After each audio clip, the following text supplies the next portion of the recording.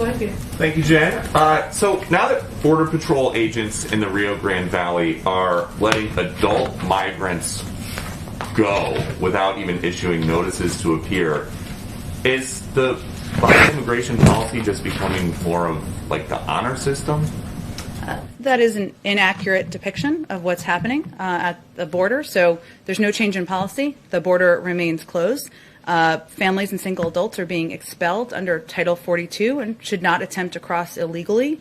In the narrow circumstances in which families can't be expelled, the family is tested and quarantined as needed and placed in immigration proceedings to commence. In some cases, families are placed in removal proceedings further along in the release process. So if families are going to be deported and they're awaiting deportation, they don't need a court date and they don't need a notice to appear because it has already been determined that they will be sent back to their home countries. Sometimes that takes a minute to ensure there is proper transportation and steps in place to do that. But if Secretary Mayorkas says the border is secure, the border is closed, how is that the case if these migrants are being processed on this side of the border and then put on a bus to points unknown on this side of the border?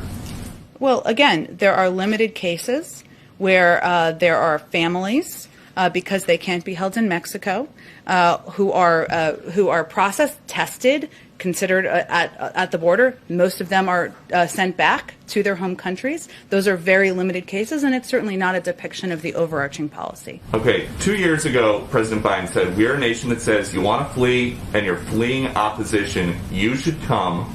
They deserve to be heard. That's who we are. Now he says, I can say quite clearly, don't come over. So why was his position different campaigning than it is governing?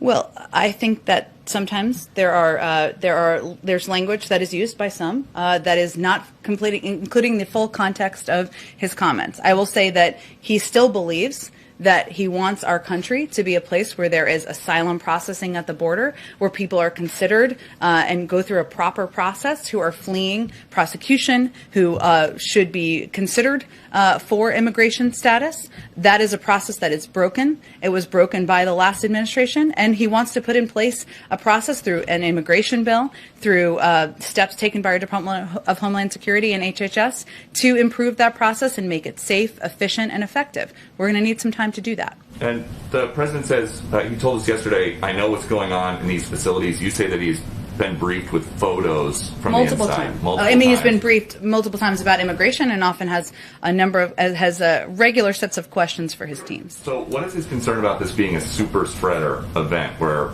you've got 400 kids stuffed into a pod built for 260? These kids are tested.